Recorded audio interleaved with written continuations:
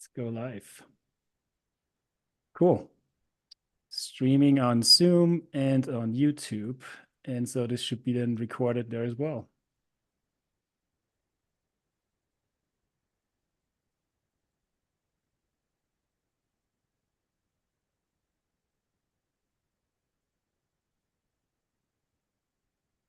Okay, I can hear myself on YouTube. Awesome. So it looks like it's working. Welcome, everybody. See, more people are dropping in. There's a lot of familiar names, actually. So many of you I know have done training before. I've worked with you before. That's awesome. So let's give it a couple more seconds, and then we'll introduce the topic and James, who was really nice enough to take some time here and talk to us about cybersecurity careers. Change you can still hear me, James? Yeah. Okay. Yeah. Very good. So we have a whole bunch of people registered. We'll see if they are gonna drop in at some point. But other than that, we are again also live streaming and recording. So this should be all available at some point as well on YouTube or different platforms, probably also on my site. So all good. Cool. James, welcome. This is our first Blue Cape Security webcast. Actually, I've done webinars before, but this is the first time where, I was just always thinking I get to talk to a lot of fascinating, interesting people about interesting topics. And I just want everybody to hear about it, right? I just want everybody to hear, listen, see, because that's something that years ago I would have died to, get information from a US based cybersecurity headhunter with like high profile jobs and everything, and as well as other topics. So this is why we're kind of setting this up. And I have been working with James before, and I know James for quite some time now. We have recently pursued some career opportunities on my end before as well, and he always has a lot of interesting roles, and he's working with interesting organizations and also interesting people. So he has seen a lot, done a lot, and so with that being said, James is a vice president at Stanton House, and he is specifically focused on the US cybersecurity market as a headhunter. So myself, real quick, for most people that are here that know me probably, I've again lots of familiar names. I'm Marcus Schober, and I run a company called Blue Cape Security. After having worked in cybersecurity for many years, I decided to start something where I provide training and skills development services and everything along those lines. So I'm happy to, provide you with everything you need to know to grow your careers, your skills, and everything. And obviously, James in this field is a very valuable resource and a cool person generally. So, yeah, James, why don't you want to introduce yourself just a little bit on like what you do, and also how did you get into what you are currently doing these days? Yeah, of course, and thank you for having me, Marcus. I apologize as well. I'm coming out of a little bit of illness, so I look awful. I look like death warmed up. But I have for the last 5 years. So I founded the security recruiting practice at a business called Stanton House, and I have a team who over the last 5 years have helped businesses find security professionals all the way from CISOs for organizations down to analysts, engineers, architects. We work with a very diverse range of businesses from startups to giant global corporations, and we do all of that from coast to coast. In terms of how I got into this, I used to run a different practice for a same recruitment firm back in London, and then when we set up our first US office, I was one of the first people that moved out, and we decided to specialize in security. So yeah, that's the background. Awesome. Yeah. So do you have any so what made you focus on cybersecurity specifically? Yeah, it's a good question. So, generally in a recruiting market, you want to pick something that is expected to grow quickly. In the short and medium term, you also want to pick something that has some longevity. And security just happened to fit a number of key criteria for us. At the time, 5 years ago, it was still a relatively greenfield space in terms of recruitment firms specializing in it as well. So all of those reasons, we went with security. Mm-hmm. Yeah, it's been definitely a hot market for many years with some interesting turns and twists lately. Um, yeah, so generally, for people that are on the call, we will be, recording, but also there's Q&As, and I see that there's already some questions submitted. I know that based on the people that have signed up for this, the audience is very diverse, from all over the place in all kinds of roles. So, we'll definitely dive into different topics and for different personas, I'd say, as well. Feel free to use the Q&A in Zoom. Let me see. I don't know if I can see. Yeah, I think I can even see YouTube chat for people that might be on there. But the Q&A is the best place, and we'll address those. I've also seen some people submitting questions during the registration, so I already have a couple captured here as well. And we'll get to those as we come along those topics. So the goal here is, just giving you a general idea of, what James is seeing based on the economy and the market and like cybersecurity, job market generally, in terms of what companies are looking for, candidates, in terms of demand and what's currently going on. Of course, trends, and we have also, like I said, a very diverse audience. So maybe you can look a little bit more into what the perspective looks like for different people that we have on the call. But specifically, we can also break it up, and we'll get into each one of those in a little bit later, to personas, right? We have, when it comes to hiring processes or the job security market in general, there's recruiters, there's hiring managers, and there's candidates. And I think for each one of them, it's actually interesting to understand like what it's like, what they're looking for, and what it is to be working with them and be successful. So that's, I think, kind of on my agenda. We don't have a strict agenda. It's just loosely kind of, based on everything that's, I think, important to cover. But let me know about your questions, and we'll make sure to cover those as we come along, through those topics and areas. But yeah, James, why don't you maybe want to go ahead and just give us like a general, without diving too deep, but general high-level overview of like the current economy and what the cybersecurity job market looks like these days.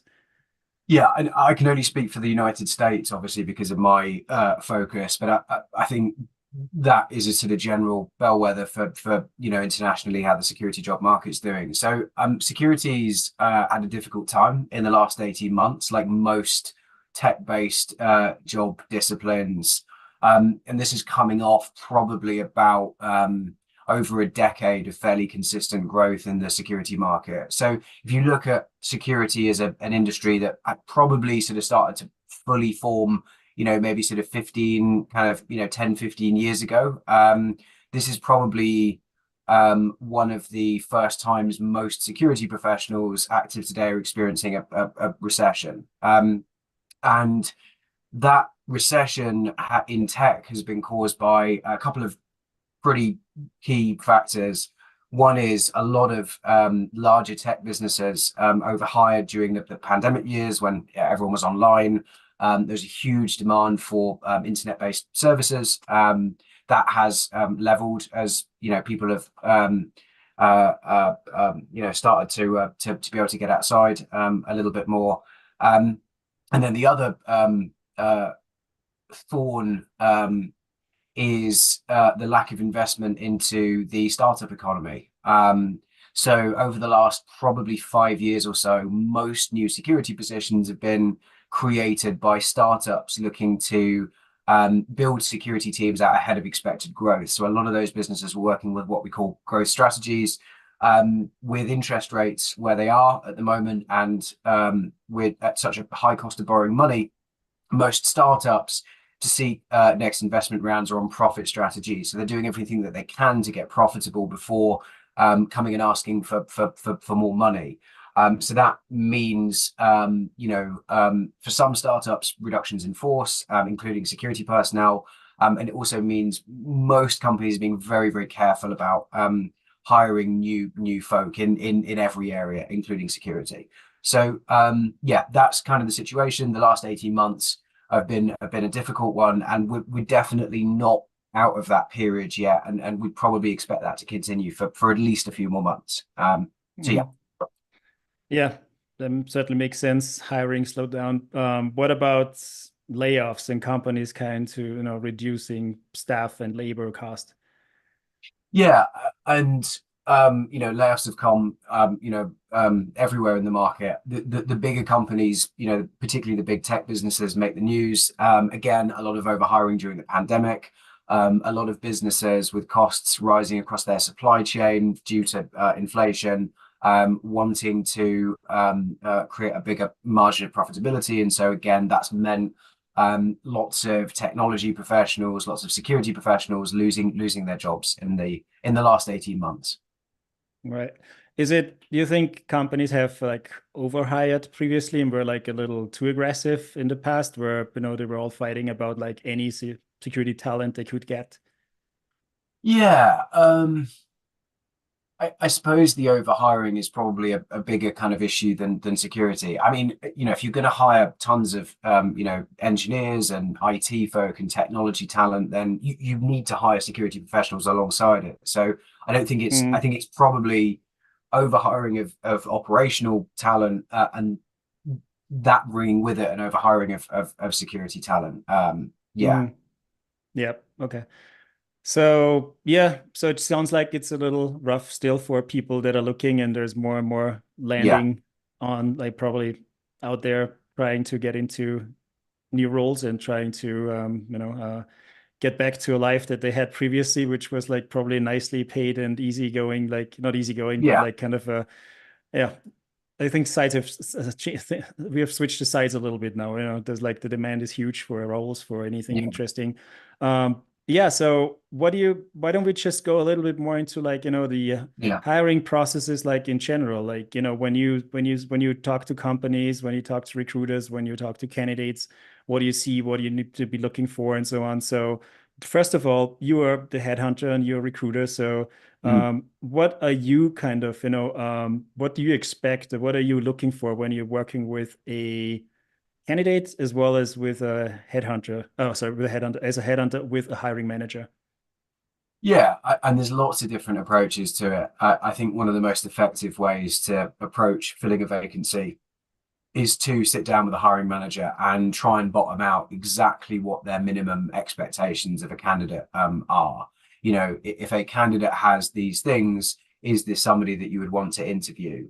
I think one of the problems with modern job processes is most job descriptions, I think, are probably too long, and I think probably are over detailed in that, a lot of hiring managers will write a job description sort of hoping to sort of find what might actually be a unicorn, somebody who has an unusual combination of skill sets, or somebody with a combination of skill sets who's probably too expensive for that budget. So the key is to really bottom out, what that person's minimum expectations are, and then build the search from there. Really, like if you start with three details, that's much easier to identify candidates. It's much easier to explain to people, what this particular company is looking for. Um, and then in terms of finding candidates, again, there's lots of different ways to approach that. We happen to have a very strong social media presence on LinkedIn that's we've built up over the years. So when we do a posting, we generally get lots of people, reaching out and sort of saying, I'd be interested in this role. We do a lot of active headhunting as well on LinkedIn.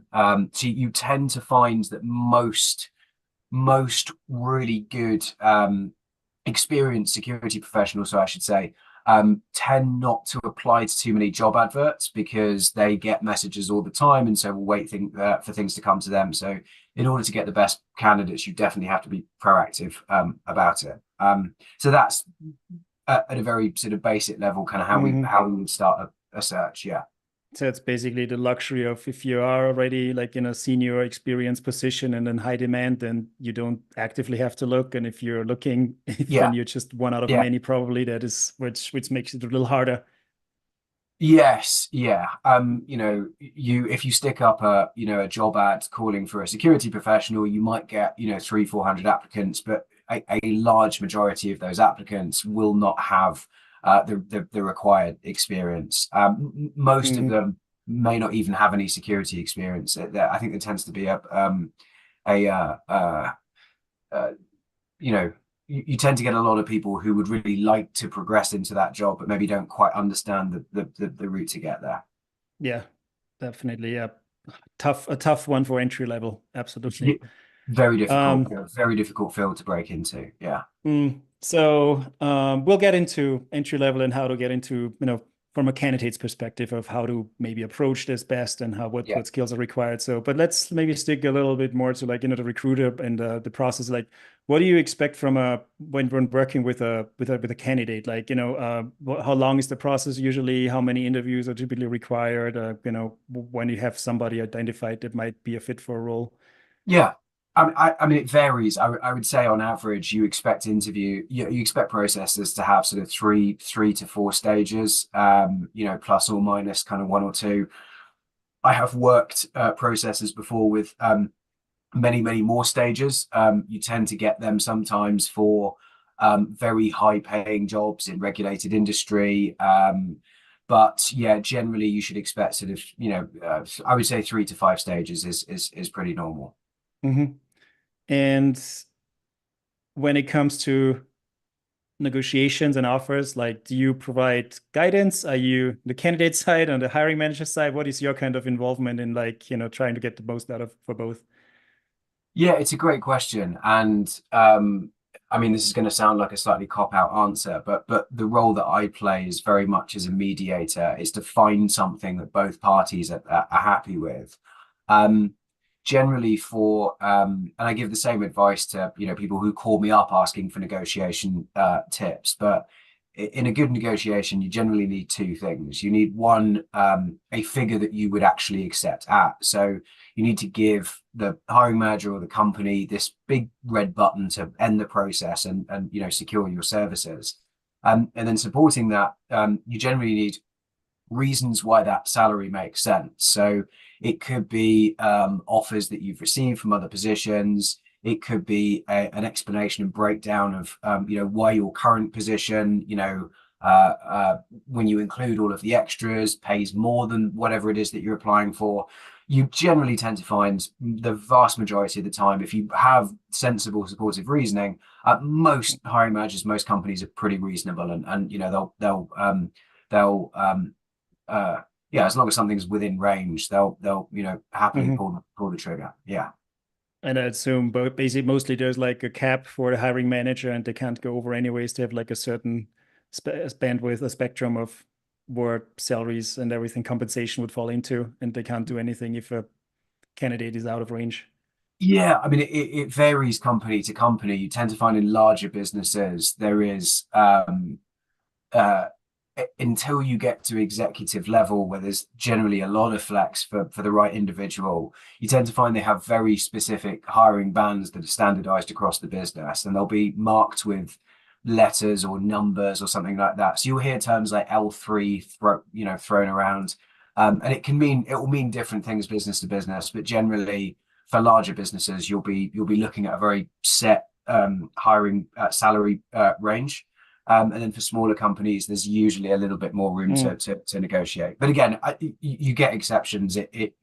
It's, I would say, a good idea, I think, before you engage with a recruiter, just to understand if there's flex around the salary, because that recruiter normally should be able to tell you fairly directly, yes or no, because obviously no party sort of wants to um, waste time, getting involved into something only to reach the Yeah. end of the process and find out that it's a no-go. So yeah. Hmm.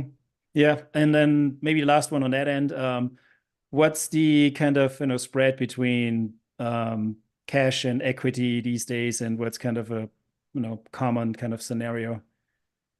Yeah, again, it varies hugely.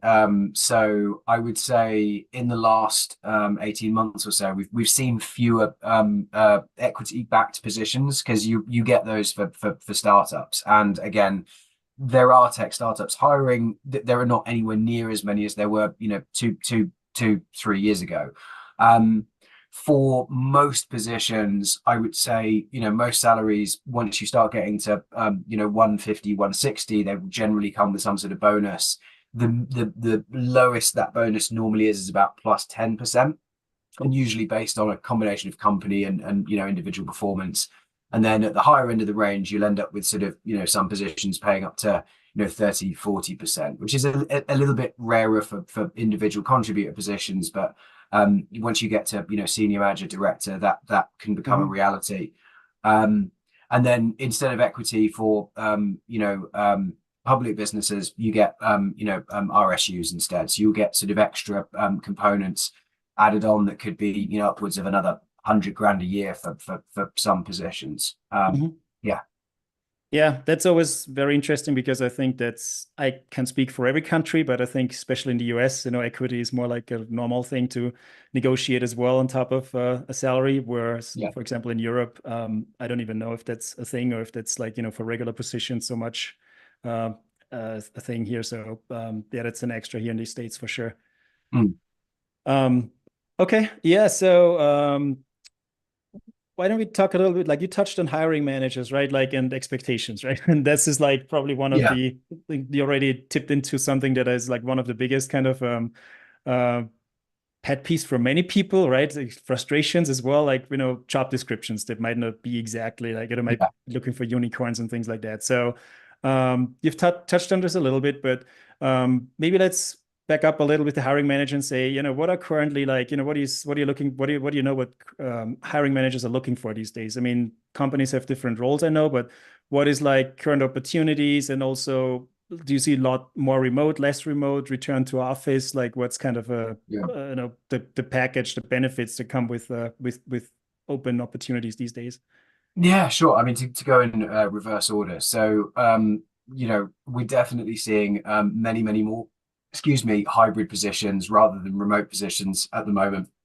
And that's obviously a huge shift from, the 2020 and 2021, where I would 95% of the things that we worked on were fully remote. Whilst there's been a resurgence in companies calling for return to work or offering hybrid positions, I would temper a conclusion that is the future with the knowledge that the biggest hirer of remote roles again is the startup market. If you look at the last of the 3-4 years, and even before that. So without those companies hiring aggressively, obviously there are fewer remote opportunities coming from them, but it's also putting a lot less pressure on corporates and traditional businesses to be offering more flexibility when it comes to working situations. So I think we're probably, it's going to be another sort of couple of years or so before we sort of see where things stabilize and we can put a number on the percentage of remote roles versus hybrid roles. The leverage is very much in the hands of the employers at the moment, which I think is why we're seeing such an aggressive return to work mandate from lots of businesses. In terms of what hiring managers are looking for, the feedback for and I think this is helpful. We'll talk more specifically about entry-level candidates, but the feedback from all candidates generally is hiring managers in security really want you to have a broad understanding of technology. You can be an expert specialist in one very specific field in security and not be as desirable as you think you are as a candidate because you don't have too much understanding of how what you're doing might connect to what somebody else is doing. Like generally hiring managers want a very holistic sort of approach from a candidate. If you design a solution, in terms of implementing that solution, you're going to have to touch other areas of technology in the business. You're going to affect other areas of technology in the business. And so unless you have that sort of broad understanding of what you're doing, like you could have a specialist endpoint security role where the hiring manager wants you to understand how to troubleshoot host networks, for example, because once you're doing endpoint security at scale, that can become a consideration. And there's little sort of things like that I think sometimes candidates don't expand their knowledge broad enough outside of a sort of specific specialism, particularly these days with companies pushing security professionals into these very sort of niche verticals so early. I think a lot of people are sort of missing out on some foundational learning. The soft skills element of a successful security career is hugely underrated as well, and it's not talked about enough. But in order to be an effective security professional, it's one of those few disciplines that so often what you want to do rests in the hands of other people. So if you are a cloud security engineer, most of what you want to do is going to have to be done by infrastructure engineers and DevOps engineers and cloud engineers. Like, a lot of that job is creating controls and guidelines for other teams to follow through with. So really successful security engineers are generally good project managers. They're good at organizing groups of people, and they're good at influencing, and they're good at building relationships. Very difficult to get somebody to do something if they don't like you. And I think that when you see security professional careers stall, it generally tends to be around somebody's inability to influence others, as opposed to, you know, a kind of severe lack of technical ability in any one area. So yeah, I would say, you know, broad technical understanding, and being easy to work with. You can be a far less technically talented candidate and go much further than somebody who's a genius but struggles to get on with people. That's difficult to emphasize that strongly enough. Yeah, definitely makes a lot of sense. Everything is all interconnected, so you're just not like in your own bubble doing your own thing. Yeah. Absolutely. Yeah. And I think that actually goes back to something that I just always like. I always keep saying that is like, security is really difficult because you don't have these clear-cut roles, right? Every organization has different problems, has a different infrastructure, and has different risk, and has different kind of ways of how they do security, and different sizes and everything. So I don't know if you agree or not, but to me it always sounded like it's not like if you're working like legal, where you know exactly this is the college you need to go, this is the firm you need to work and grind, and then 5 years later you're gonna be senior at something, and 10 years later here, and 17 years later you're VP, or you're like a partner or something, and this is literally, you can already project your career trajectory like before you even started school. And if you're good, but in security, it's like the opposite. Like those clear-cut roles don't exist so much, because what a security analyst might be for one organization might be a whole different kind of a requirement for another organization. And in one organization, you're like a jack of all trades. I think a lot of people here are actually mostly working for middle and small sized kind of organizations, so they know what I'm probably talking about. Like, today you're IT, and tomorrow you're security, and the next day you're like analyst, and the next day somebody comes up with a detection rule and you try to figure out what to do with it. There's just a lot of like variety, and you can't just possibly make a clear-cut decision on like, this is exactly what applies to every single organization out there, unless they have a very structured SOC environment, which these days, mostly applies to vendors and MDRs and so on. Is that something you could agree with, or something similar, observed something similar? Yeah, I mean, I would say, I think, I mean, what we're talking about obviously is there's sort of different routes into security, some of which have different benefits. And, an example of an MDR is a really good example, where there's a very defined career path for you there. And that has some pluses, obviously, in terms of being able to plan, your next few years, but it also has some minuses as well. But yeah, I mean, most security professionals probably grow up in an environment where, at least initially, they're doing IT or system administration or programming or whatever it is. They pick up a few security projects, and they get an interest in the subject, and most people end up falling into security. It's a little bit like recruiting. I think most people end up falling into it.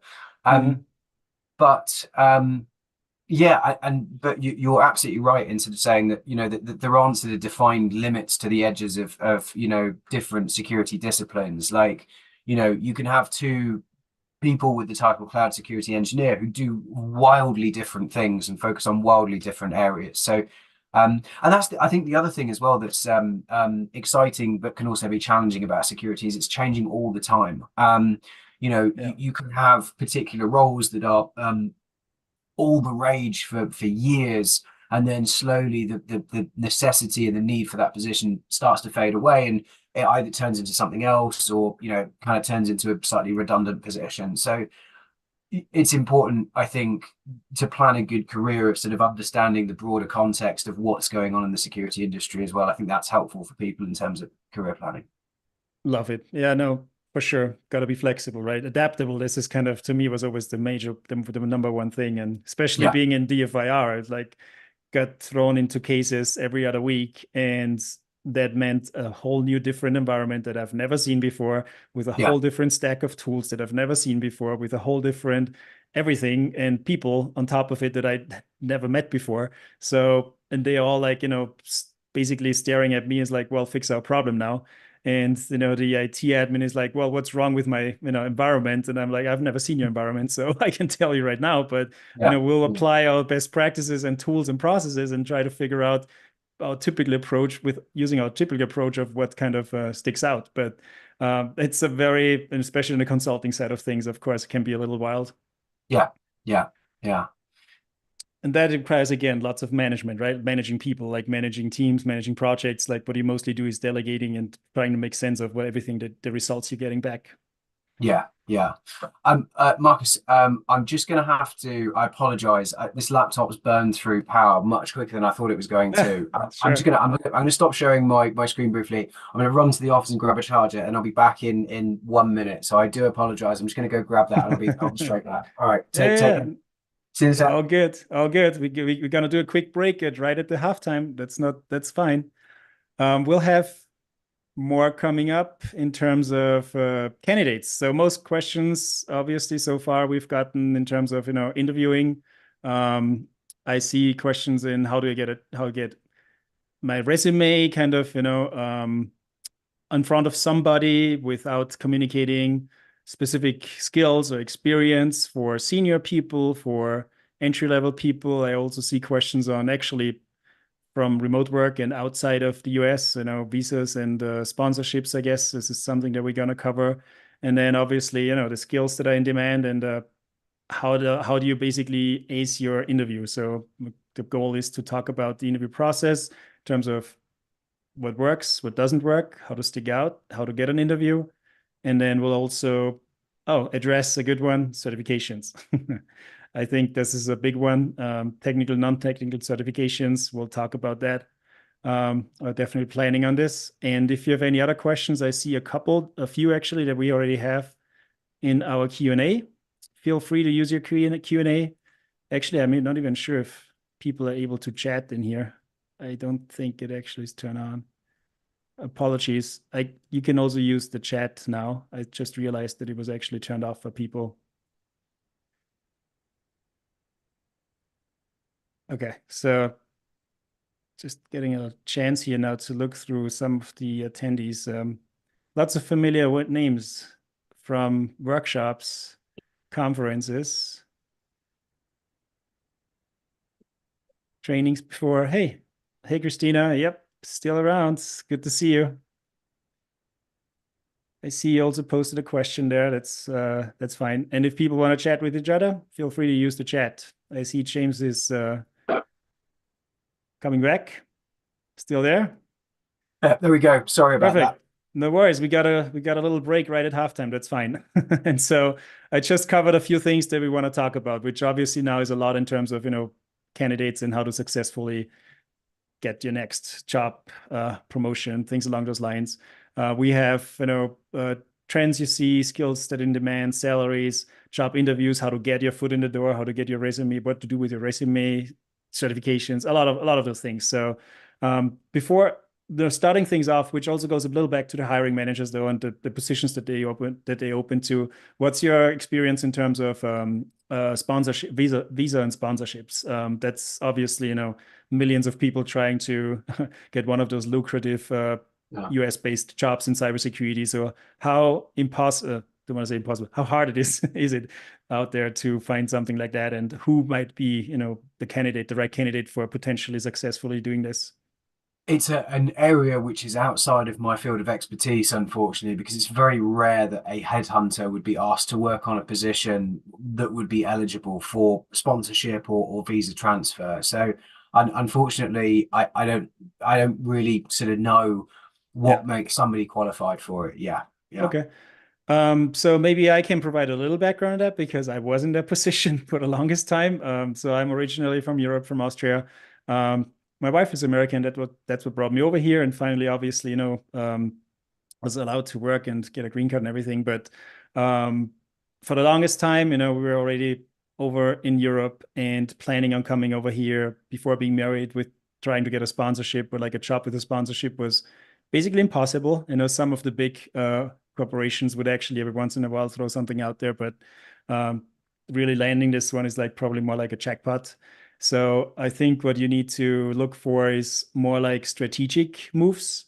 And that basically goes back to my experience working for big corporations. If you work for a big global corporation, I think the best chance you have is trying to get in there somewhere, somehow. And then potentially, if you're lucky, if you're in the right role, you might be able to ask for a transfer to a different country if you want to or so. And then they might obviously adjust your band, your salary, and everything according to their local kind of requirements. And that's something that I have been looking into in the past as well. While I was working, for a big corporation like IBM, they would have been able to transfer me because everything was remote to be able to work from remote and do exactly what I do there. But it would have obviously, I would have taken major changes in terms of salaries and also benefits because things run very different in different countries. So I would actually recommend that might be probably your most likely move to make internal kind of changes if you want to get into something like that. But anyways, so let me see. Candidates. People are asking the most common questions. Hiring processes will dismiss candidates because their resumes do not communicate enough experience for a job. How does a candidate best highlight self-taught technical skills when work experience and certifications aren't options? And this is actually coming from somebody who is actually more like on the senior side. So the question is, how in a resume do you highlight extracurricular security? I think, Yeah, yeah, how you communicate like, your skills and everything without having the actual exact like the work experience or actually taking a certification on that end. yeah, good question. I would probably reference it in an additional section at the bottom of your resume. So I guess, this is more advice for sort of entry level candidates, but whenever I work on a security position where they're happy to look at people who maybe haven't had a full-time security job before, quite often what hiring managers will look for is that, you might talk about you've set up a home lab and you've learned how to do various different things, or you've taken part in penetration testing courses online, or something of that nature. um, what's generally valued in terms of additional experience above a certification or something like that, they are valued, but generally having some sort of practical sort of demonstration of like practical application. So again, I would say describing your kind of activities in a home lab is usually a pretty good way to get an interview. Mhm. But of course, the hiring manager has to be open to people who have done security in a non-professional context. Whereas even for I have a role right now where we're looking for somebody who doesn't necessarily have to have done security full time, but they need to have demonstrated they've had some sort of security aspect to their job. So if you're a software engineer, maybe you set up a static scan of an application, or maybe you've done some secure code review, or something of that nature. Mhm. So yeah. Yeah, that actually brings up generally the question in our resumes. Like, what do you just a quick, we can probably talk for hours on this, but just Mm. like your quick rundown of what does a perfect resume in your opinion look like? Yeah, so the perfect resume does a couple of different things. One is it is easy to understand. So you have to understand that in modern recruiting processes, the hiring manager is almost never the person who sees the resume first. You'll often have some sort of, filter, usually an internal recruiter on the other side of the process, who is might not have that much experience of recruiting security professionals. So just making things easy for them. So if you break down, the domains of security, so you might be somebody with 2, 3 years experience. You might have done some detection engineering. You might have done some incident response. You might have done some, compliance related activities. just having, those words at the top of your resume and like a, experience section or a skills section can go a long way to just making it easy to understand that. But then what you have to do generally is you have to give specific examples of things that you've actually delivered in that context. So, for example, say you're a security analyst. Again, 3 years of experience. You've got experience across those 3 things.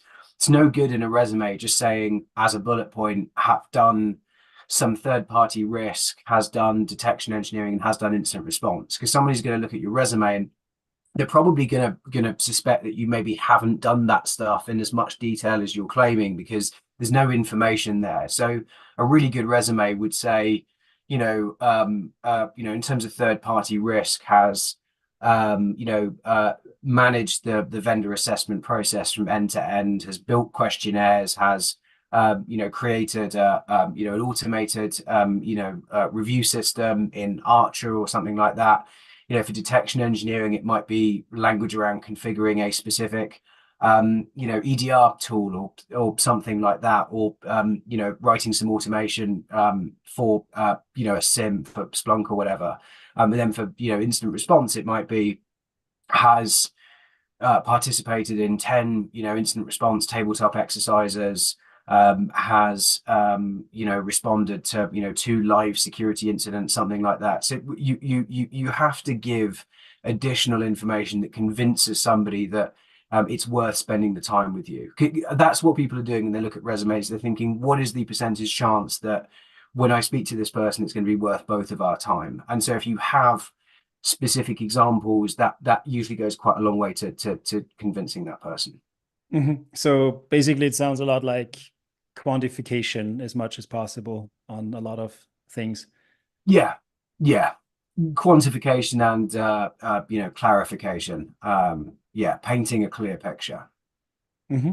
Yep, that makes sense. And for senior managers of senior level positions, I guess a little bit more in terms of, I don't know if they've led certain projects, with certain revenues or certain project sizes or something along those lines, people. Yeah, I would say for senior people, the sort of specific details matter a little bit less when it comes to getting an interview. Because if you look at if you look at a VP of security operations position, the requirements for that job are going to be very simple. They're going to be, you have to have run a security operations team of at least X number of people in X size business in X environment, something like that. But the in terms of what you actually delivered, that you tend to find those bullet points that they matter a little bit less when it comes to that person getting an interview, but they tend to matter a lot when that person's in interview processes. Because once you're in interview processes for that kind of position, everyone you're competing with is going to have some similar type of experience. And so what you've actually delivered in each role, if it's clearly set out on your resume, the improvements that you've made to the program, they can be the things that separate you from other candidates. Yeah. Makes a lot of sense. How about certifications? Technical, non-technical.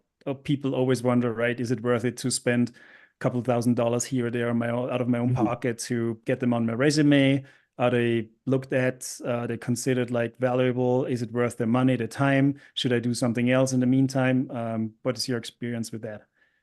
I mean, it's fairly nuanced. I would say, for governance related roles, any one of the CISSP, CRISC, or CISM is usually enough to secure you an interview if that hiring manager has a preference for somebody who has some sort of certification. So you can kind of see those as interchangeable for governance roles, in my experience.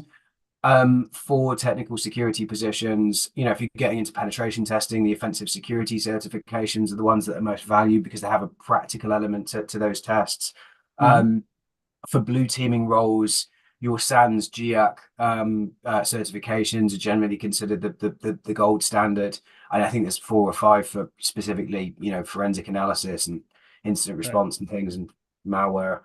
And then for cloud security, the AWS security specialty and the AWS architecture certifications are again seen very favorably. There's a question that's I just popped up actually about so yeah, I've in 5 years of working in this industry, I've yet to come across a hiring manager who cares whether your certifications are in or out of date. If you are, if you're not comfortable just putting them on your resume without some sort of clarification, then maybe just put in brackets next to the ones that are inactive. Or if you have one that's active and the rest aren't, then just put in brackets next to that one active. But yeah, I wouldn't spend money refreshing certifications. Again, I've just never come across anybody who really cares whether something's inactive or live. Yeah. Great. That's good for me because I have all of my certifications are expired. I think I have like all Yeah, those. yeah, At some point, you just don't pay anymore, I guess, right? There's like also some significant cost every year if you maintain those certifications. Not that easy if you can't expense it with your employer. yeah, Um, yeah, yeah, no, I guess so. It sounds like for technical jobs, it's a lot on long focuses a lot on practical certifications, practical skills, things along those lines, which yeah, Sans ironically is not so much, right? So this is actually yeah, interesting, but still a lot of value you can get out of this. I don't want to yeah. talk, specifically bad or good about any certifications here.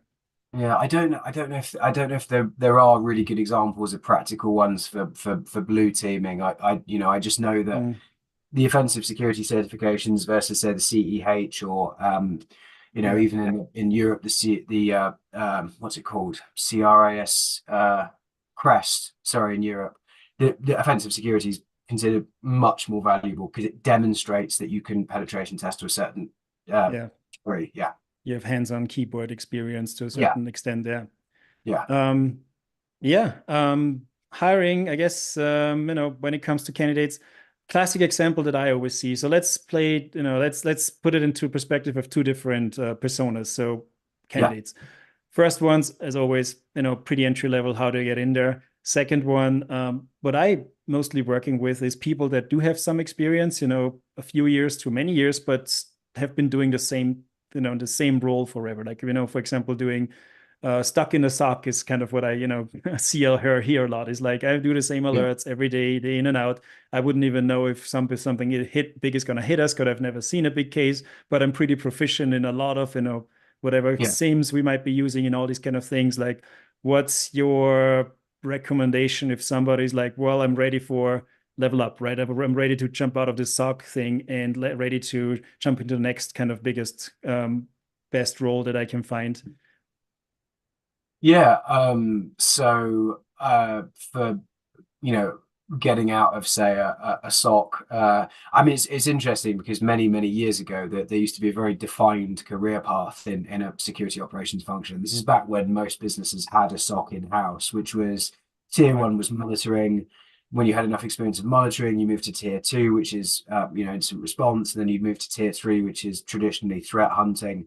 And then somewhere along the way, you would start to pick up detection engineering skills as well. And that's because with every business having a SOC, you'd be around a group of people who'd have to wear multiple hats naturally. Whereas these days, unless you're a big financial or a big tech business, you probably don't have a in-house SOC. You probably have one or two security engineers who focus on both detection and response, and they manage an MSSP, a vendor, and then in the vendor you have that sort of much more defined SOC model. But in most vendors, there isn't necessarily so much incentive to move people up through the ranks and to give them a diverse range of skills because it's a lot of effort and it's a lot of time and money to keep replacing analysts to watch SIMs. And triage alerts. So I would say if you're stuck in that situation, I think a couple of things would be really helpful. I think one is getting some extracurricular training around incident response and digital forensics. That will give you the opportunity either within that current SOC or in a different SOC to then move into a more response focused role and away from monitoring. If you wanted to give yourself the largest number of career options, I think focusing on detection engineering is probably going to bear a little bit more fruit because once you have some experience in detection engineering, it becomes easier to get roles in internal security teams of 4, 5, 6, 7, 8, 9, 10 people because generally blue teamers will be required to have a skill set which spans incident response and detection engineering. So yeah, I would focus on probably focus on detection engineering. I don't know if there are good courses or things available online, but again, playing around with this stuff in a home lab and being able to talk about it confidently in interview and demonstrate and write on your resume, you've done, some sort of detection engineering in a home lab, then that's probably the best route. Mhm. I What about just cloud, want like skill wise? Yeah, again, as long as as long as you have some practical sort of knowledge of it. So, the best security professionals are not the people that know the most. Like most information is readily Google, you can Google it, or you can find it in a handbook somewhere. The real skill set that you want to hone is how to practically apply that information. Excuse me. So, somebody who knows very little but sort of understands how to figure things out and can sort of walk you through the practical application of a cloud security control is much more valuable than somebody who can read the content of the cloud security certified professional off the top of their head. Like there isn't much of a practical Mhm. application for that. I would say a core skill set everybody should be working on. Entry level folk, mid level folk, even experienced security professionals, is being able to script for automation. Um, the most valuable skill set I think in the whole industry is being able to tie one tool to another and get them to communicate. For entry level folk, particularly, one of the biggest challenges that people face is the if you don't have technology experience, you are worse than useless to a security team. I don't say that as a joke. I mean, you have if you have somebody who comes straight out of college who's done like a cybersecurity degree or qualification or whatever, there really isn't space for you in a security team, because a security team needs you to be able to do things and execute things. And if somebody has to explain to you how to do something technically every single time you go to work on a project together, that takes up that person's time. And so therefore, instead of you being a value add to that team, you're actually a value minus. You have a development debt that you add to those people. The one way to get around that, one is, go and do a career in technology before you get into security. So if you're coming straight out of college, go be a software engineer, go be a sysadmin, go be a cloud and whatever.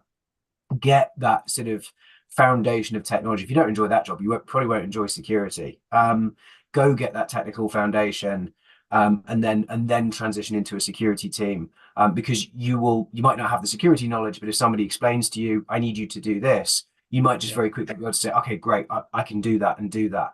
Yeah. But automation is such a good shortcut, because you suddenly become useful, because you're actually saving other people's time as well, being able to write script that automates processes and things and frees other people up. So yeah, that's Love my it. Yeah, advice.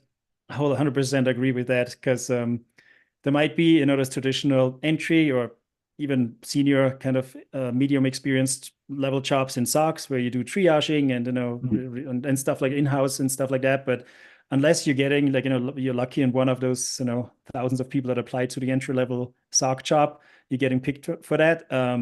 I think it's much more valuable to build your skills out and something around it. Like, for example, to me, that's why I'm doing what I'm doing right now. I basically provide training, and a Mm. lot of that focuses on foundational skills. I just got out of just published a course and a workshop available as well as on. It's just like no self plug here, but basically the goal was the whole course is built on fundamentally on this is how domain controllers work, this is how enterprise environment works, this is what you need to know in order to be a successful security professional. And Mm. there's a lot of things that as a security professional jumping into a security professional role, that you don't get to see in a SOC. You get abstractions of events that are basically alerts that you have to translate and understand at some point, but you are basically have to believe whatever those tools are telling you or whatever the rules are saying. But you still don't fundamentally understand, what does it take in order to dump credentials and NTLM hashes from a memory and what it takes to get there and all these specific things. So Mm. sysadmins and software developers, people that have worked in like hands-on those kind of tech roles have an exact understanding of why things work the way how they do. And so that's why the transition is much easier to security and then understanding of, how you can break it and how you can investigate and analyze and detect things. So that, in my opinion, that's a very good basis to build up on, first of all. Yeah, yeah. So yeah, all about technical hands-on stuff. Cybersecurity is just one tech field that covers a lot of other things. And we don't have time for this, but I've seen a post recently somewhere on LinkedIn, controversial post, but still somebody saying too, if you jump straight into cybersecurity, you might actually gain less experience than if you get one of those roles like IT admin, software developer, anything around it beforehand, because you just build a much broader base and you can build up on that at any time later on.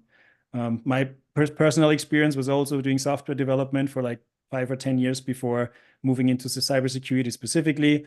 Obviously, there's non-technical roles here as well, but I was always very much the one who was, writing those scripts or running scripts or building automations for our solutions because to make our lives easier. So, and that was fun. So if you enjoyed it, that's great. But just saying, it can go a long way for sure. 2 minutes left. So what do you have for entry level, right? There's a lot of people trying to be one of 100 people applying.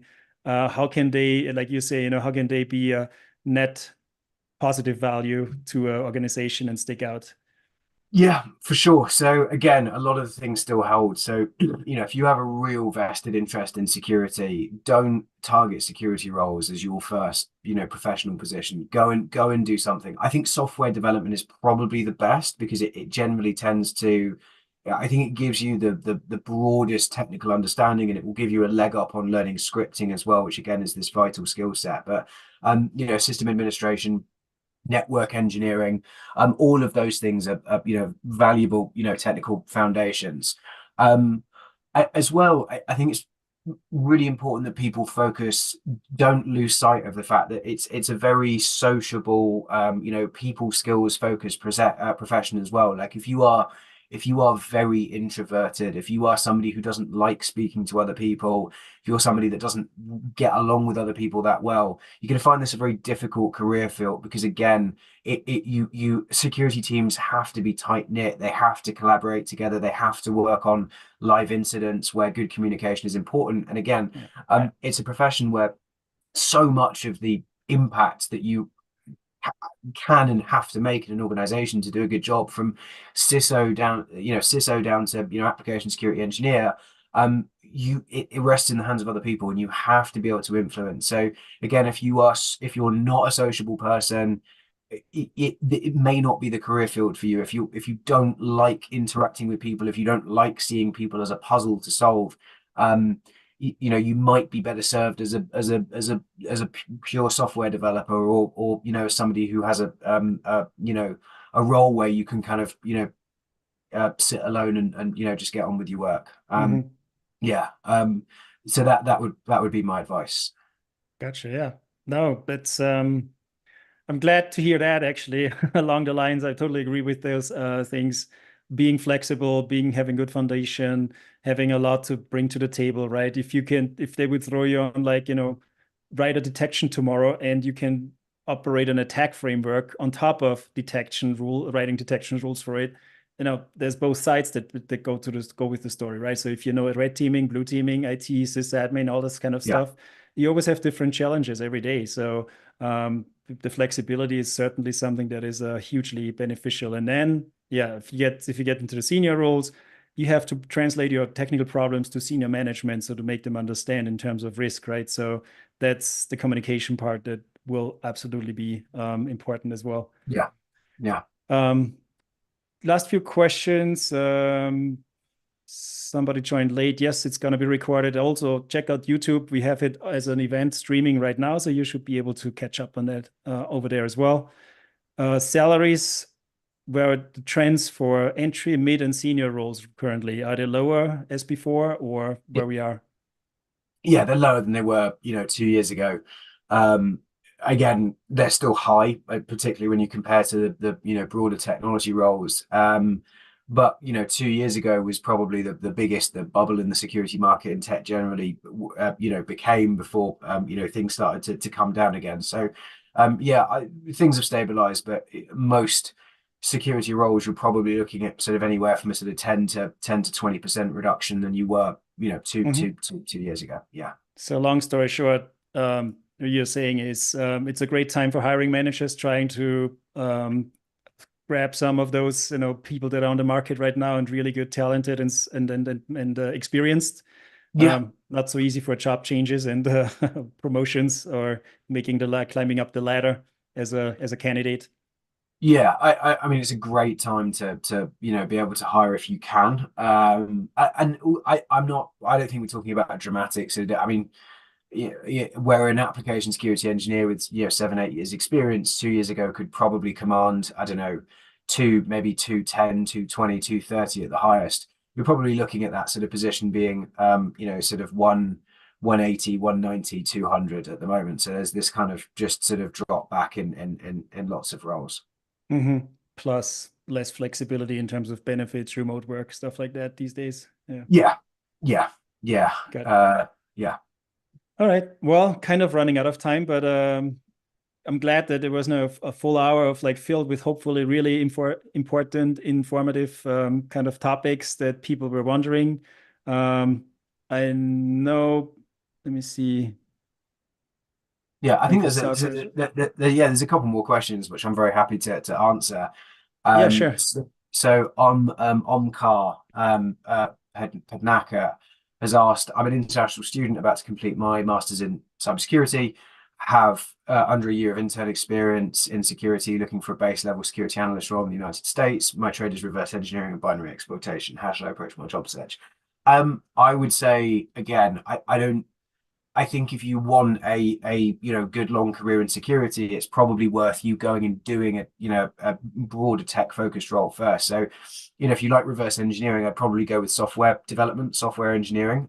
Get a good understanding how applications are structured and how code is structured, and then into 3 4 years time, maybe go and try for like a penetration testing job or something like that. I think that's generally the route that I see for those kinds of roles. I don't know if you'd agree with that, Marcus. Yeah, that goes back to, gain your technical skills first of all, and then focus on specific the cybersecurity thing. But actually, that brings up one more question real quick, because red teaming is so cool and so popular, right? Everybody's making everyone jumping into red teaming roles these days, especially on Yeah, the entry level side, because it's much easier in terms of like training up on those, right? You just get a Cali box and hit a couple things, yeah, versus blue team yeah. is much harder and trying where you need to understand the enterprise environment and stuff. But what is your kind of perception in terms of how many red teaming roles are really out there compared to your entire cybersecurity, blue teaming, defender side of things? Yeah, I mean, not that many. Penetration testing is an example of a profession that 10 years ago, if you were a penetration tester, you could have your pick of employers and you probably earned the most and you were the hardest type of candidate to find. What's happened in the last decade is whereas most companies, most security teams would normally try and have at least one penetration tester full-time in-house. Again, a lot of that job has been outsourced to big consultancies that have, dozens and dozens of penetration testers. Most security teams only really need sort of one or two penetration tests doing a year of their, external network or maybe web applications. Particularly those that don't develop a lot of proprietary software in house. So you've kind of and we've seen a lot of people get into the penetration testing space in the last decade because it's sexy, it's kind of easy to do, it's a lot more fun, it's a lot more objective focused as well. Like it's easier to wrap your head around. Um, there are still full-time penetration testing roles for consultancies, for larger financials, larger sort of tech businesses. The best penetration testers, the best red teamers, that's a slightly broader skill set, but they're generally paid a lot of money. But it's very difficult to get to the point at which you have one of those positions. If somebody's really passionate about penetration testing and that's what they want to do, I would suggest probably a couple of things. One would be again go and do some software development first, go and get experience of that industry. That'll make you a much better penetration tester. And focus on your offensive security certifications. That is generally a good way to get entry level penetration testing jobs.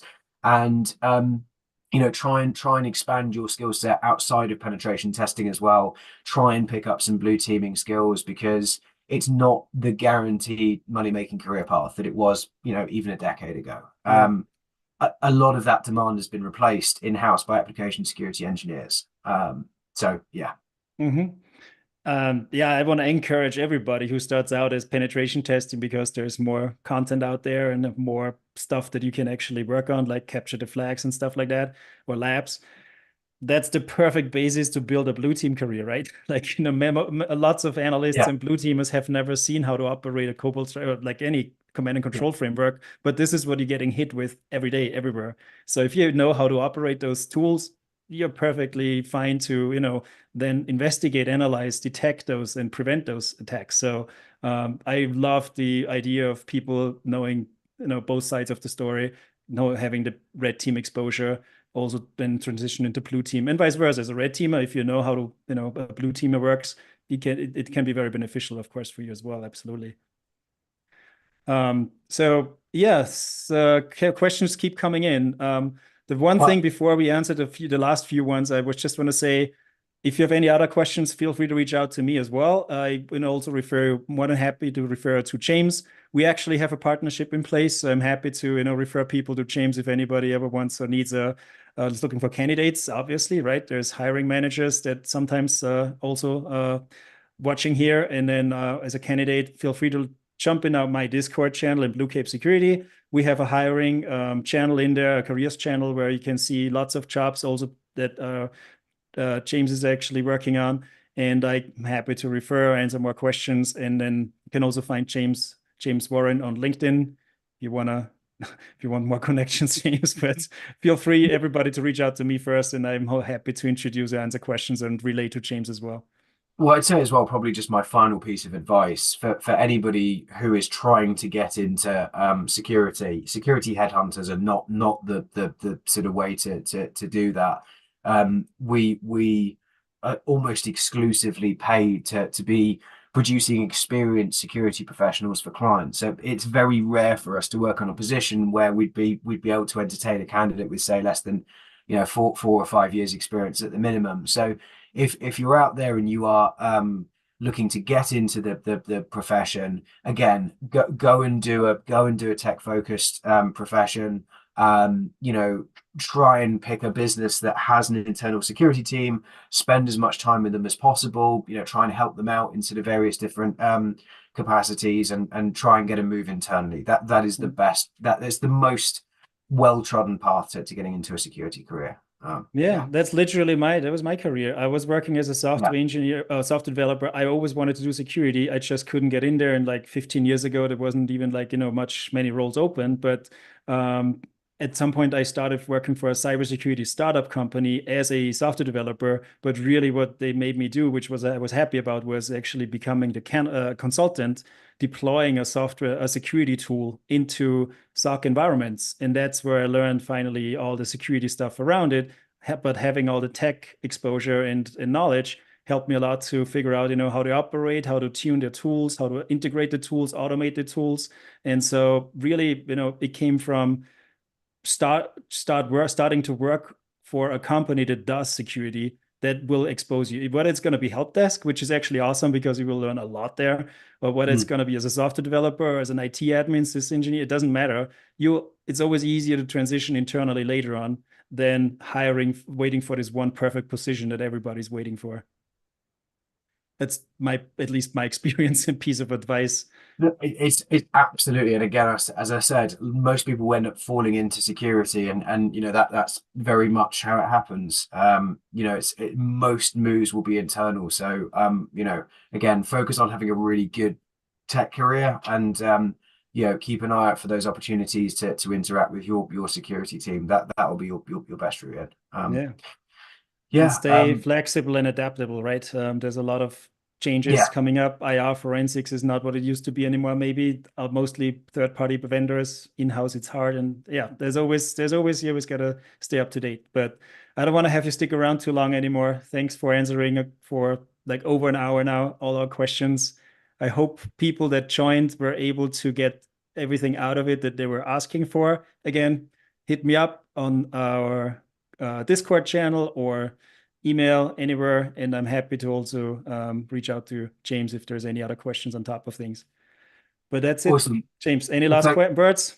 No, well, thank you so much for having me, and good luck to everybody out there who's, trying to get into security or trying to advance their career. But anyway, yeah, enjoy the rest of your week, and see you again soon. Awesome. Yeah. Thanks so much, everyone. James, Bye. thank you Bye. for joining. Bye-bye.